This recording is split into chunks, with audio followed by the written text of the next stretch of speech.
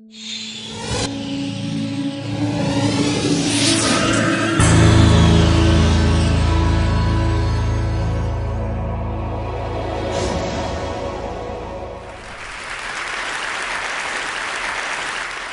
few years ago, I felt like I was stuck in a rut. So I decided to follow in the footsteps of the great American philosopher, Morgan Spurlock, and try something new for 30 days. The idea is actually pretty simple. Think about something you've always wanted to add to your life and try it for the next 30 days. It turns out 30 days is just about the right amount of time to add a new habit or subtract a habit, like watching the news, from your life. There's a few things that I learned while doing these 30-day challenges. The first was, instead of the months flying by forgotten, the time was much more memorable. This was part of a challenge I did to take a picture every day for a month, and I remember exactly where I was and what I was doing that day.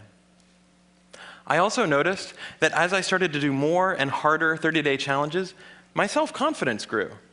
I went from desk-dwelling computer nerd to the kind of guy who bikes to work for fun. Even last year, I ended up hiking up Mount Kilimanjaro, the highest mountain in Africa. I would never have been that adventurous before I started my 30-day challenges. I also figured out that if you really want something badly enough, you can do anything for 30 days. Have you ever wanted to write a novel?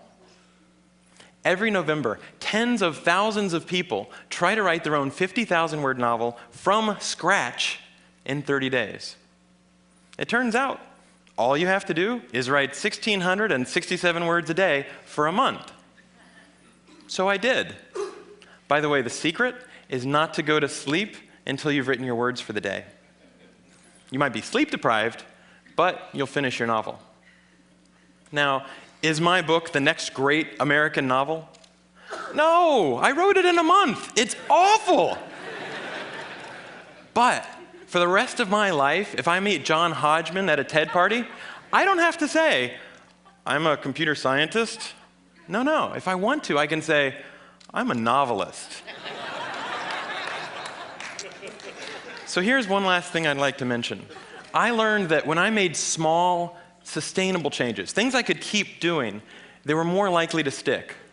There's nothing wrong with big, crazy challenges. In fact, they're a ton of fun, but they're less likely to stick.